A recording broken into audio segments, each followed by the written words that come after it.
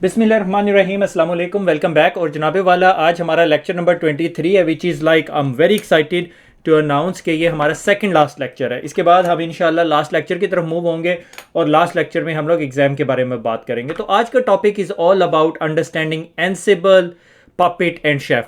आज तक सिस्को की आई डोंट नो कितने 100 साल उम्र हो चुकी है, किसी ने आज तक ये टॉपिक नहीं पढ़े। ठीक है, so these are very very new topic for network engineers. जहाँ पर हम डेवलपर डेवऑप लोगों की बात करते हैं, that's very common topic for them.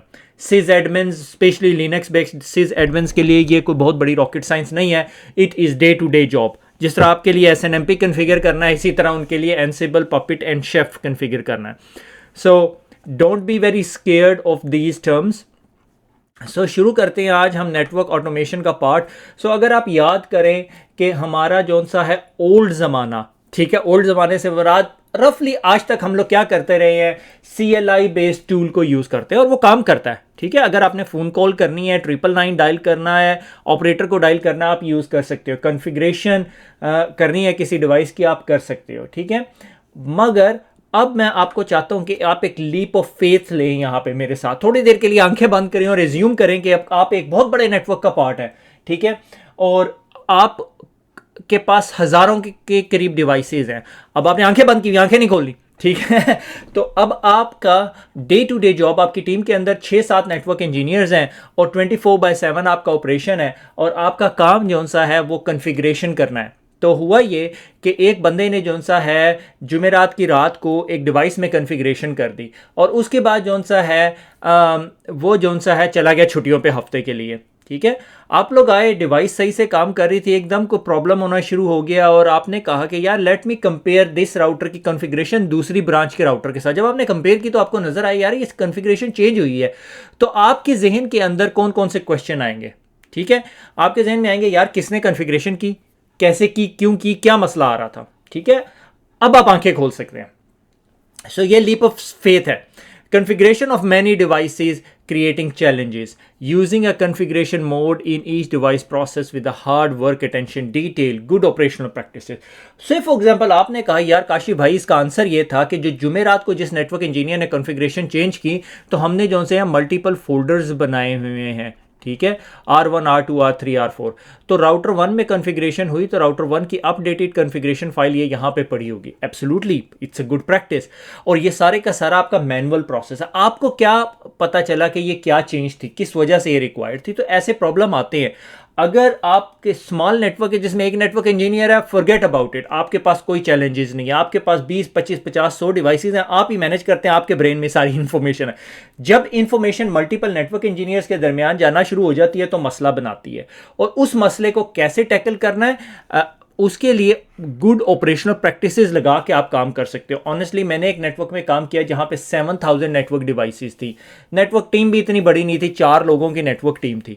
अब हुआ ये कि हम लोगों ने गुड ऑपरेशनल प्रैक्टिसेस इंप्लीमेंट की थी। ये चीज़ें बहुत कटिंग एज है, इसलिए इस चीज़ को आजकल आपको पढ़ा रहा है। ठीक है, अब चैलेंजेस हैं। Think about your production network. Configuration challenges हैं आपके पास। Rest of the stuff no, आपका जो रेस्ट ऑफ द स्टाफ है उसे पता नहीं। जिस तरह मैंने आपसे बात की कि जुमेरात को से फॉर एग्जांपल काशिफ शिफ्ट पे था रात की और उसे कोई ब्रांच से पता चला यार ये स्पेसिफिक एप्लीकेशन नहीं चल रही, उसने ACL में चेंज कर दिया। ठीक है, हम इसको क्या कहते हैं, कॉन्फ़िगरेशन ड्रिफ्ट। कि आपकी जो स्टैंडर्ड कॉन्फ़िगरेशन जो आपका डॉक्यूमेंट था उससे ड्रिफ्ट हो गई, आपकी कॉन्फ़िगरेशन चेंज हो गई है। How do you know who make the changes to the configuration, when and specifically what change?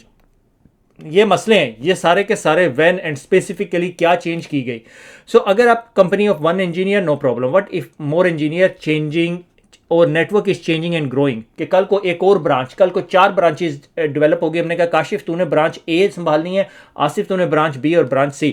अब इन सब को ऊपर एक स्टैंडर्ड कॉन्फ़िगरेशन इंप्लीमेंट करनी है। ठीक है, उसके लिए आपके पास एक एक्सेल की शीट है जिसमें तमाम IP एड्रेसेस है। आपने एक सबनेट/24 का काटा अपने नेटवर्क में से और काशिफ को दे दिया, काशिफ भाई ये आपका नेटवर्क है, आसिफ भाई ये आपका नेटवर्क है, आतिफ भाई ये आपका नेटवर्क है, सबको डिफरेंट नेटवर्क्स दे दिए। ठीक है, these are all configuration management issues, ये सारे कॉन्फ़िगरेशन मैनेजमेंट है। And how you can find these features in automated configuration management tool, के आपके पास डिफरेंट किस्म के कॉन्फ़िगरेशन मैनेजमेंट टूल्स हो सकते हैं। उसके लिए बहुत इंपॉर्टेंट आजकल SolarWinds तो बहुत ज़्यादा न्यूज़ में है। SolarWinds का एक टूल होता था NCM, नेटवर्क कॉन्फ़िगरेशन मैनेजर। मैंने काफ़ी दफ़ा उसकी लैब जो डेमो प्रैक्टिस है वो करवाई थी। जो मैं वो 4-5 हज़ार डिवाइसेस के नेटवर्क की बात कर रहा हूँ, वहाँ पे हुआ ये कि हमने एनसीएम डिप्लॉय किया। अब एनसीएम का लाइसेंस बहुत ज़्यादा था, तो हमने कहा let's not configure everything, 1000 devices का लाइसेंस ले लिया हमने। जब भी किसी डिवाइसेस, उनकी डिवाइसेस के पासवर्ड चेंज करने होते थे, हम छोटा सा स्क्रिप्ट एनसीएम में बनाते थे, 5 पायलट पे डिप्लॉय करते थे, फिर उसमें लॉगिन करके देखते थे मैनुअली, हाँ भाई तू लॉगिन हो गया एडमिनिस्ट्रेटर से, लोकल एडमिनिस्ट्रेटर से। फिर उसके बाद उस कॉन्फ़िगरेशन को रोल आउट करते थे तमाम डिवाइसेस में। तो ये हमारा ऑटोमेटेड वे ऑफ कॉन्फ़िगरिंग था। क्या हम सारी कॉन्फ़िगरेशन चेंज ऐसे करते थे? नहीं करते थे। आज का जो चैप्टर या आज का जो टॉपिक है is all about those 3 automation tool. I am not forcing the idea कि आपको लाजमी वो यूज़ करना है, मगर आई थिंक उन 3 टूल्स में से अगर एक टूल पे आप महारत हासिल कर लें, then you can be a network engineer 2.0। ठीक है, और मैं आपको बताऊंगा वो कौन सा टूल है। सीसीएनए आपको 3 पढ़ा के छोड़ देगी, मगर मैं आपको बताऊंगा एग्जैक्टली कौन सा टूल आपने पढ़ना है। अच्छा, कॉन्फ़िगरेशन ड्रिफ्ट। अब हम कॉन्फ़िगरेशन ड्रिफ्ट की बात कर रहे थे, तो उसकी एग्जांपल ये कि आपकी तमाम ब्रांचेस जो सी हैं उनके ऊपर कंसिस्टेंट कॉन्फ़िगरेशन बनी हुई है। ठीक है, जुमेरात की रात को काशिफ साहब लॉगिन होते हैं और उन्होंने जी इस ब्रांच के ऊपर एक छोटी सी चेंज कर दी, और आसिफ साहब ने जो से अगले दिन इस ब्रांच पे कॉन्फ़िगरेशन चेंज कर दी। अब आपके पास 3 डिफरेंट टाइप्स की कॉन्फ़िगरेशन होगी। ये मैनुअल कॉन्फ़िगरेशन है और नो ट्रैक्स हैं। ठीक है, आपको नहीं पता कि कौन सी लाइन चेंज हुई है और कब चेंज हुई है और कब कॉन्फ़िगरेशन में से कोई चीज़ निकाल दी गई और क्यों निकाल दी गई है। सही है। अच्छा, अब SolarWinds का एक टूल है एनसीएम जो ये काम करता है। हम क्या करते हैं, रोज़ रात को कॉन्फ़िगरेशन बैकअप करते हैं और प्रीवियस जो बेंचमार्क की हुई कॉन्फ़िगरेशन के अगेंस्ट कंपेयर करते हैं। ठीक है, मकसद था मेरा ये दिखाना यहाँ पे, मगर it's beyond the scope of today's discussion. ठीक है। अच्छा, अब हुआ ये कि external system use by good system management processes, आपके पास कुछ एक्सटर्नल सिस्टम लगा सकते हैं। यहाँ पर अब मैं प्रेसिडेंस डेवलप कर रहा हूँ, आपको एक्सटर्नल सिस्टम लेना पड़ेगा, जो कि SolarWinds भी हो सकता है, कुछ और भी हो सकता है। Trouble ticketing, change management software जिनमें रिकॉर्ड डिटेल होती है कि काशिफ ने टिकट डिटेल की। अब किस तरह हो सकती है कि मेरे पास टिकटिंग सिस्टम था, मैंने टिकट में गया, मैंने BR33 डाल के देखा तो पता चला BR33 की टिकट काशिफ ने जुमेरात की रात को सॉल्व की थी और जुमे की रात को आसिफ ने BR22 की टिकट सॉल्व की थी। सो ये चीज़ें जो सी यहाँ मसला ये हुआ कि ये जब मैं टिकटिंग सिस्टम की बात करता हूँ तो ये सारे के सारे सिस्टम कहाँ कर रहे हैं, कॉन्फ़िगरेशन से बाहर सिट कर रहे हैं। अब डिपेंडिंग के काशिफ या आसिफ जब कॉन्फ़िगरेशन करते हैं तो उसमें BR33 लिखते हैं या नहीं। ठीक है, और अगेन ये सारे का सारा फैक्टर क्या आ गया, ह्यूमन फैक्टर आ गया कि ऑपरेशनल कंसिस्टेंसी जो सा है वो करेक्ट नहीं है।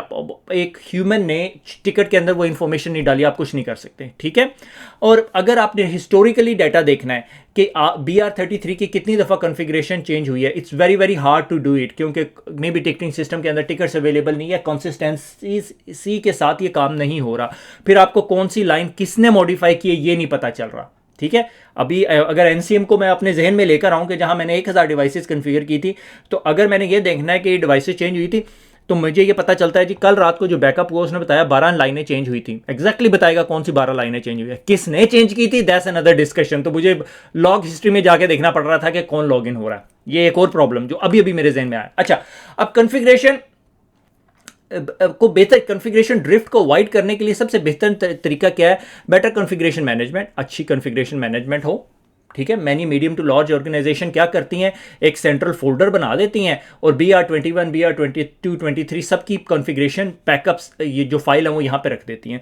हम लोगों ने उस ऑर्गेनाइजेशन में क्या किया हुआ था, हमने एक चेंज कंट्रोल मैकेनिज्म बनाया हुआ था कि अगर काशिफ ने रात को चेंज करनी है और उसने BR21 में चेंज की है तो मैं क्या करूँगा, उसकी फाइल जो सी अपडेट कर दूंगा। और उसकी हम नेमिंग कन्वेंशन क्या करते थे, 2020 1224 BR21.txt।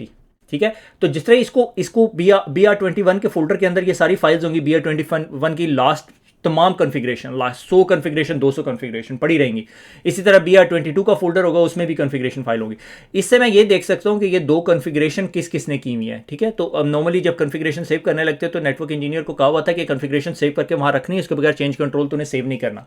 ठीक है, which configuration file is the single source of truth in this model. ठीक है, अब इसमें एक क्वेश्चन आपके पास आ जाता है कि किस चीज़ को प्रेसिडेंस दोगे। अगर मैंने एक राउटर खोला और उसमें एक साइंसदान ने कॉन्फ़िगरेशन चेंज की मगर फाइल नहीं सेव की हुई, होता था, ये होता था, बिल्कुल होता था हमारे साथ, तो अब आप क्या करोगे।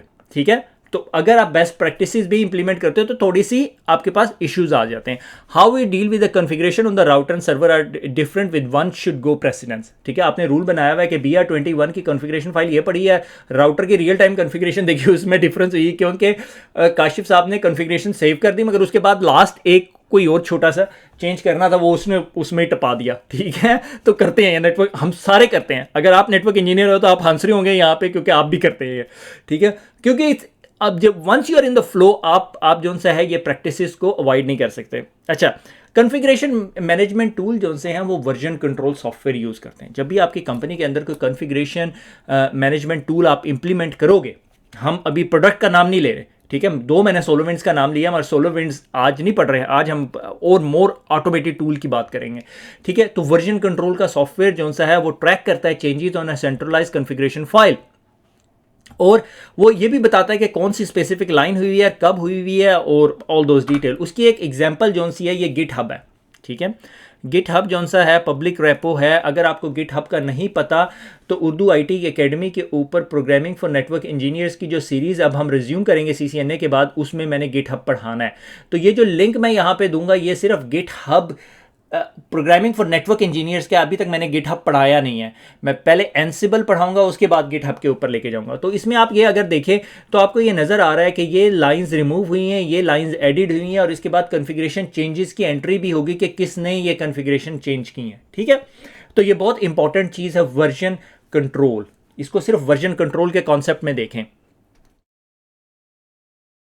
अच्छा, तो डेवलपर्स जो से डेवलपमेंट वर्ल्ड के अंदर गिटहब बहुत ज़्यादा यूज़ होता है, तो वो पाइथन फॉर नेटवर्क इंजीनियर्स में हम लोग डिस्कस करेंगे। अच्छा, आगे चलते हैं। आगे हमारे पास कॉन्फ़िगरेशन मैनेजमेंट एंड एनफोर्समेंट। अच्छा, अब हमने कॉन्फ़िगरेशन मैनेजमेंट की बात कर ली, हमने कहा वर्जन कंट्रोल जो सा है इज़ इन प्लेस। ठीक है, और वो बता देगा काशिफ ने ये चेंज किया है। ठीक है, मगर उसके साथ डिफरेंट चैलेंजेस आते हैं। ठीक है, engineers made the changes on the central repo. Engineer ने जो सा है एक सेंट्रल रेपो के अंदर जो सा है कॉन्फ़िगरेशन, यानी ये आइडियल कॉन्फ़िगरेशन पड़ी हुई थी। ये रेपो से मुराद रिपोजिटरी, एक फोल्डर आप समझ लो। ठीक है, और कॉन्फ़िगरेशन मैनेजमेंट क्या करता है, ये यहाँ से उठाता है और ये कॉन्फ़िगरेशन अप्लाई कर देता है। अगर मैं एक कॉन्फ़िगरेशन रखता हूँ और उसको कहता हूँ कि 50 राउटर्स पे अप्लाई कर दे, वो अप्लाई कर देगा। After this configuration running configuration should be identical. तो अगर मैं इसकी रनिंग कॉन्फ़िगरेशन निकालूँ तो ये इस फाइल के आइडेंटिकल होनी चाहिए जो यहाँ पे है। ठीक है, लाइक br21.txt। ठीक है, अच्छा, what if once changes the configuration directly, आप कुछ नहीं कर सकते। ठीक है, मगर आप क्या कर सकते हो कि अगर कोई डिवाइस पे कॉन्फ़िगरेशन चेंज करता है तो आप क्या करते हो, आप जी अलर्ट ट्रिगर कर देते हो। ये मुझे देख लेने दो अलर्ट बन रही है या नहीं। ठीक है ना, अलर्ट ट्रिगर होगी। ठीक है, ये अलर्ट ट्रिगर होगी आपकी, और अलर्ट क्या करती है, अलर्ट डिफाइन करती है कि कॉन्फ़िगरेशन ड्रिफ्ट इज देयर, कि आपकी कॉन्फ़िगरेशन ड्रिफ्ट हो गई है और इट जनरेट एन अलर्ट। और कॉन्फ़िगरेशन मैनेज मॉनिटरिंग या कॉन्फ़िगरेशन एनफोर्समेंट आपको अलर्ट करती है कि यार तूने काशिफ कॉन्फ़िगरेशन क्यों मॉडिफाई की है। ठीक है, अगर मॉडिफाई करनी थी तो तुझे रेपो के अंदर चेंज करनी चाहिए थी और वहां से पुश करनी चाहिए थी। ठीक है, उसमें फिर ये हो सकता है कि आप नेटवर्क इंजीनियर बीच में ये जस्टिफिकेशन दे सकता है, यार I was working on the test, क्योंकि आपके पास लाइव राउटर, आपने कुछ चेंजेस करनी है, डाउन टाइम आया हुआ है और उस वजह से आप चेंज कर रहे हो। मगर that's how you can deal with it. अच्छा, उसके बाद आप लोगों के पास जो सा है ये सिंपल जो सा है राउटर है, और ये आपकी रनिंग कॉन्फ़िगरेशन है, और ये कंपैरिजन है कि आपकी ये जो डिवाइस है ये डेली बेसिस पे पुल करे, वीकली बेसिस पे करे, आवरली पुल करे, पुल करके कॉन्फ़िगरेशन वेरीफाई करे कि कॉन्फ़िगरेशन मैनेजमेंट के साथ जो कॉन्फ़िगरेशन ड्रिफ्ट तो डेवलप नहीं हो गया। अगर मैंने जाके किसी राउटर पर डायरेक्ट चेंजेस कर दी और वो राउटर 1 घंटे के बाद या 2 घंटे के बाद या 3 घंटे के बाद, डिपेंडिंग अपॉन आपका सिनेरियो, उससे कॉन्फ़िगरेशन पुल की जाती है और कंपेयर की जाती है आइडियल कॉन्फ़िगरेशन मैनेजमेंट टूल में, अलर्ट जनरेट हो जाएगी। अच्छा, from a security, wearing a security hat, it's very helpful कि अगर कोई जाके आपके राउटर के अंदर कॉन्फ़िगरेशन चेंज करता है, ठीक है, तो आपको अलर्ट आ जाती है और आप कंपेयर करते हो कि इस चेंज मैनेजमेंट सिस्टम यार ये तो चेंज किसी ने की नहीं, ये कैसे अलर्ट आ गई। ठीक है, अच्छा, अब आ जाता है configuration provisioning, how to deploy changes to the configuration. ठीक है, तो आप जब भी कोई टूल बाय कर रहे हैं, कॉन्फ़िगरेशन मैनेजमेंट, कॉन्फ़िगरेशन प्रोविजनिंग, तो ये सारी चीज़ें हैं कि apply password change across the state, जिस तरह मैंने आपको एग्जांपल दी, जहां हम तकरीबन 5000 डिवाइसेस मैनेज कर रहे थे, तो हमारी रिक्वायरमेंट थी password change across the state. वो अलग बात है, हमारे पास बजट इतना था, हमने एनसीएम का 1000 का लाइसेंस था, 5000 का ले ही नहीं सके, ठीक है। अच्छा, उसके अंदर फिर आप जब प्रोविजनिंग की बात करते हो तो आपके पास और फर्दर कैपेबिलिटी होनी चाहिए, ठीक है। दिस इज टेलिंग यू कि आप अब आपको बताना शुरू कर दिया कि आप CLI से उठ के नेटवर्क इंजीनियर 2.0 बन गए, क्योंकि अब आपके पास 50 नेटवर्क इंजीनियर नहीं चाहिए, आपको 4 नेटवर्क इंजीनियर चाहिए, और आप कॉन्फ़िगरेशन मैनेजमेंट कैसे करेंगे, आप प्रोविजनिंग कैसे करेंगे, अब आप एक टूल ढूंढ रहे हैं जो आपके ये सारे काम करे, ठीक है। Ability to choose what subset of devices, क्या अगर आपने कॉन्फ़िगरेशन अप्लाई करनी हो ऑल डिवाइसेस पे आप कर सकें, ऑल राउटर पे आप कर सकें, all router running 12.2 apply logic करना शुरू कर दे, ऑल 3850s पे करना चाहें आप कर सकें, तो आप सबसेट बना सके, आप ग्रुपिंग कर सकें। अच्छा, उसके बाद is my changes successful rejected, ability to revert, कि अगर मेरी चेंजेस सक्सेसफुल हो गई हैं या रिजेक्ट हो गई हैं, ठीक है, तो वो आपको लॉग देता है। Ability to validate changes without making changes, और विल इट वर्क और नॉट, कि आपको वैलिडेशन भी दे, कि आप अप्लाई करने से पहले आपको बताए यार ये कॉन्फ़िगरेशन ठीक नहीं है, ठीक है। पालो अल्टो की फायरवॉल जिस तरह आपको देती है। The ability to check the configuration file after process complete, कि आपने जो कॉन्फ़िगरेशन की थी प्रोसेस के बाद वो आपको बता सके कि यार ये कॉन्फ़िगरेशन आपने मुझे कही थी करने को और ये सारी मैंने कर दी, चेक 1 चेक 2 चेक 3। अच्छा, configuration file as a template and variable, ये बहुत इंपॉर्टेंट है। से फॉर एग्जाम्पल मैं आपको कहता हूँ यार मेरे पास ये BR1 से लेके 100 ब्रांचेज है, 100 ब्रांचेज तो यानी खेल तमाशा ही है, लोगों के पास हज़ारों ब्रांचेज होती हैं, ठीक है। मगर मैं कहता हूँ BR1 से BR100 है, और ये तमाम जो स्विचेस प्रिपरेशन है या स्विचेस पे चेंजेस करनी है, I want you to go and create a loopback interface in each branch called LO10, ठीक है, लूप बैक इंटरफेस, और उसको IP एड्रेस देना है 10.10.10.1, ठीक है, और अगर ब्रांच 2 है तो 10.10.10.2, ठीक है। ये लूप बैक इंटरफेसेस मैं आपको चाहता हूं कि जाके बनाएं, ठीक है। तो उसके लिए अगर आपके पास कोई कॉन्फ़िगरेशन प्रोविजनिंग टूल है, ठीक है, चेंज मैनेजमेंट हो गया, हमने कहा कॉन्फ़िगरेशन मैनेजमेंट हो गया, चेंज मैनेजमेंट हो गया, चेंज कॉन्फ़िगरेशन प्रोविजन क्या कि आपने जाके वहां पे चेंज करनी है, तो टेम्पलेट और वेरिएबल को आप यूज करके कर सके, ठीक है। आपके पास एक टेम्पलेट हो, एक वेरिएबल लिस्ट हो, और आपकी वो जो टूल है वो दोनों को कंबाइन करके कॉन्फ़िगरेशन अप्लाई कर दे। Ability to store the logic step in a file और स्केड्यूल टू एग्जीक्यूट, कि आप कहेंगे यार शाम को ये ब्रांचेज में करनी है, पहले 10 ब्रांचेज में करने के बाद ये वेरिफिकेशन टेस्ट भी करे साथ, ठीक है, टेस्टिंग भी करवा सकते हैं आप, और automation tool without the engineer being present रात को करे 12 बजे, हमें टेंशन ना दे, ठीक है। तो ये चीज़ें हो सकती हैं। उसकी मैं आपको यहाँ पे अभी एक एग्जांपल देता हूँ कि ये आपके पास ये अभी मैं स्ट्रक्चर डेवलप कर रहा हूँ, इस पर ब्रांड नेम लगाए बगैर। ये आपके पास टेम्पलेट है ब्रांच राउटर का, ठीक है, ये ब्रांच राउटर्स का टेम्पलेट है। आपने ये वेरिएबल्स ब्रांच राउटर 21, 22, 23 के वेरिएबल बना दिए। आपकी डिजायर्ड कॉन्फ़िगरेशन ये है, होस्ट नेम BR1, ये आपके वेरिएबल्स हैं 11111, OSPF 1, एरिया 11, ब्ला ब्ला ब्ला ब्ला ब्ला ब्ला ब्ला, ठीक है। ये आपकी कॉन्फ़िगरेशन है, ये आपकी स्टैंडर्ड कॉन्फ़िगरेशन आप ये चाहते हैं। अब आपने उसका टेम्पलेट बना दिया, ये आपका टेम्पलेट बना हुआ है, ठीक है। ये configuration provision template and variable है, सॉरी ये यहाँ पर आ जाना चाहिए था। अच्छा, होस्ट नेम, यहाँ पर ये होस्ट नेम वेरिएबल डिक्लेयर किया हुआ है, ठीक है। ये एक लैंग्वेज है जिसमें हमने डिफाइन किया हुआ, but we are not talking about this one right now, ठीक है। आपने वर्ड याद रखना है टेम्पलेट, क्योंकि ये अगली स्लाइड में मैंने यूज़ करना है टेम्पलेट, ठीक है। Interface blah blah blah, IP address mask 1, OSPF this, area 2 mask this this this and this, और उसके बाद आपने वेरिएबल डिफाइन करना है। ये वेरिएबल जो डिफाइन किए हुए हैं, ये एक लैंग्वेज है YAML, yet another markup language, ये हमने डिस्कस की हुई है, मेरे ख्याल पिछले लेक्चर में डिस्कस की थी, ठीक है। कि होस्ट नेम, मैं यहाँ पे होस्ट नेम दे रहा हूँ और होस्ट नेम का नाम है BR1, एड्रेस 1, ये एड्रेस 1 वेरिएबल आ गया, mask 1, address 2, router ID, area, OSPF, ठीक है। तो आपने ये वेरिएबल और टेम्पलेट को याद रखना है, ठीक है। डिफरेंट टूल्स की डिफरेंट रिक्वायरमेंट है, ये टेम्पलेट किस में बनना है, डिफरेंट टूल्स की डिफरेंट रिक्वायरमेंट है कि वो वेरिएबल कैसे लेते हैं, ठीक है। मगर जो मेरा फेवरेट टूल है सो फार इज कॉल्ड एनसिबल, ठीक है। वो हम देखेंगे कि क्यों फेवरेट है, क्यों आसान है, क्योंकि हम पाइथन फॉर नेटवर्क इंजीनियर पढ़ रहे हैं और उसके हिसाब से वो बिल्कुल बेस्ट बैठता है।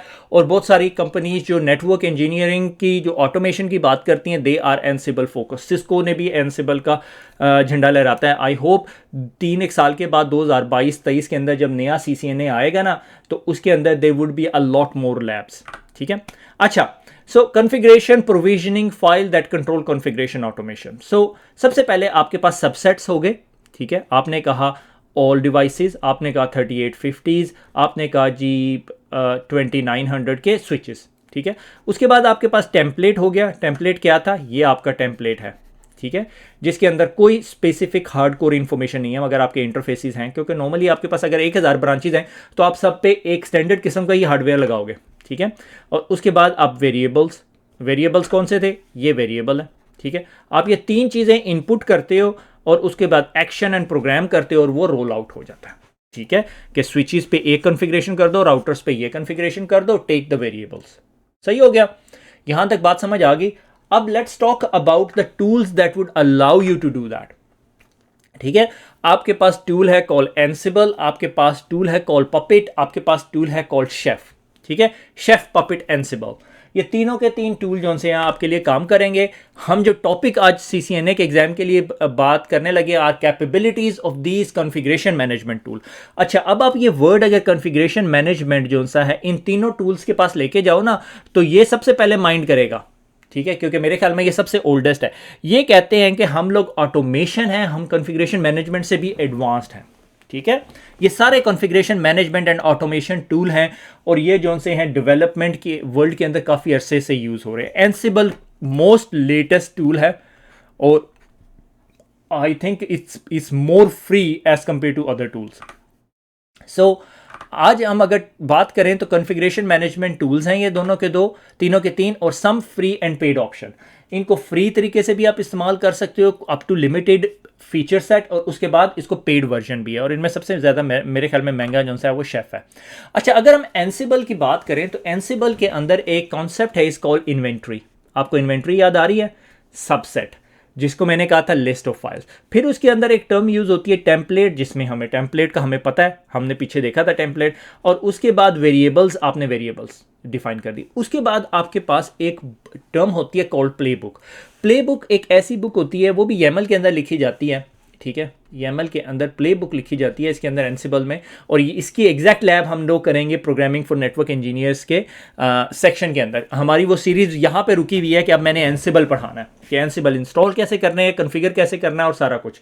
अच्छा, इसके अंदर आप प्ले बुक लिख देते हो और प्ले बुक में आपने कह दिया कि इंटरफेस 1/ लूबैक इंटरफेस 1 बनाना है आपने, ठीक है, यह अपनी आपकी कॉन्फ़िगरेशन है, ठीक है, यानी ये आपका टेम्पलेट है। और प्ले बुक के जरिए आप उसको रन करते हो और वो पुश करना शुरू कर देता है, पुश करता है, push push push push push push push, ठीक है। एंसिबल आपका पुश बेस्ड टूल है, और एंसिबल का सबसे बड़ा एडवांटेज ये है कि आपको एजेंट इंस्टॉल नहीं करना पड़ता, यानी आपको एक छोटा सा एजेंट नहीं इंस्टॉल करना पड़ता, ठीक है, कुछ सॉफ्टवेयर एंसिबल का नहीं इंस्टॉल करना पड़ता, वो SSH को यूज करके ये काम कर देता है, ठीक है।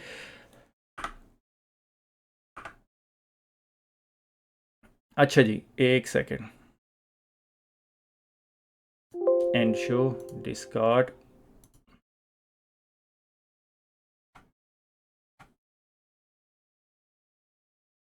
Play the show.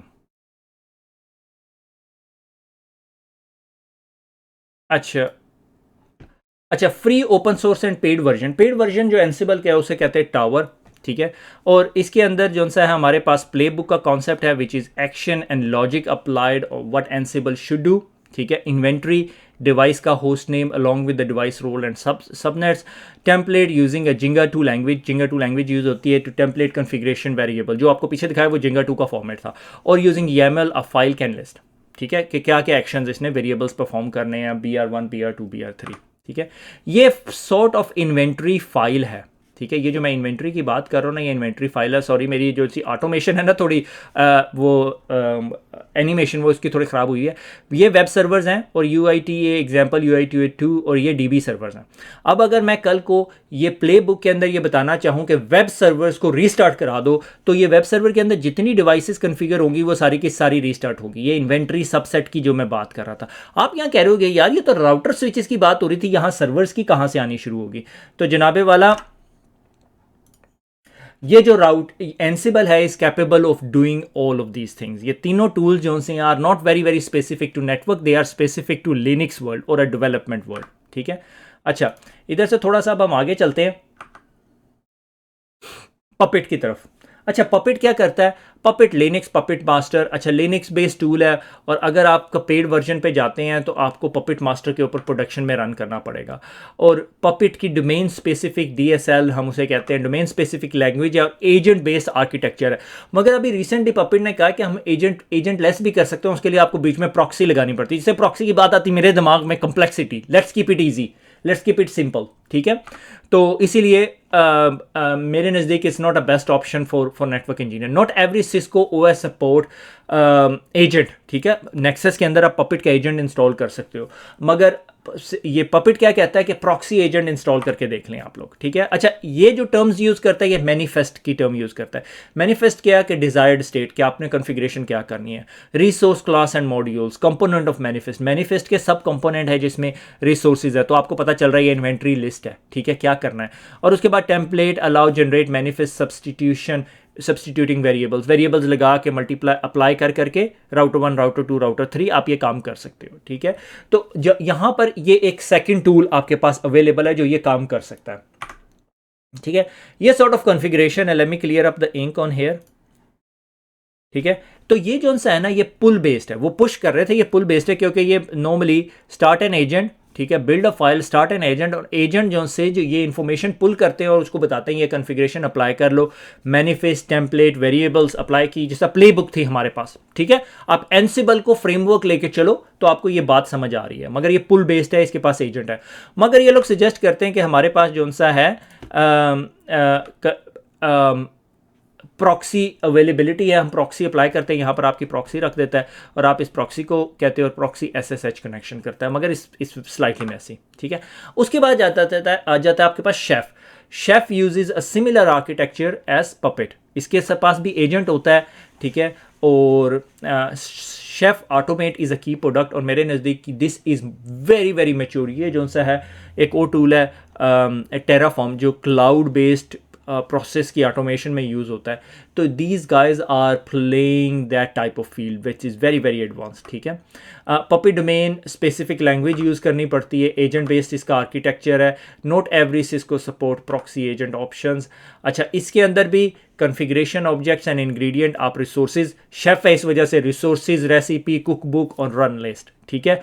Configuration object, ingredients जिस तरह हम कहते हैं, ठीक है, subsets, what logic to apply to the resources, how when and where, कब ये रेसिपी अप्लाई कर रही है, और कुक बुक के अंदर ग्रुप ऑफ रेसिपीज रख ली, और run list, order of recipes to run against devices, ठीक है। रोज बैकअप की एक रेसिपी बनाई हुई है और वो एक कुक बुक में रखी हुई है, और वो कुक बुक या रेसिपी डायरेक्टली रन लिस्ट का पार्ट बन गई और उसको चलाना शुरू कर दिया, ठीक है। अच्छा, ये लास्ट स्लाइड है, और इस स्लाइड के अंदर जी थोड़ा सा डिफ्रेंसिएशन है, ये आपकी बुक के अंदर दिया हुआ है और इसको थोड़ा सा और मसालेदार मैंने बना दिया, ठीक है। Term of the file that list action, playbook है, एंसिबल कहती है, पपेट उसे मैनिफेस्ट कहता है, शेफ उसे रेसिपी या रन लिस्ट कहती है। Protocol on network devices SSH नेटकॉन्फ कर सकता है, पपेट HTTP रेस्ट कर सकता है। देख रहे हैं यहाँ पे SSH ऑप्शन नहीं है, तो आपकी जो पुरानी कैट OS की डिवाइसेज आप उसके साथ काम नहीं कर सकते, HTTP एंड रेस्ट।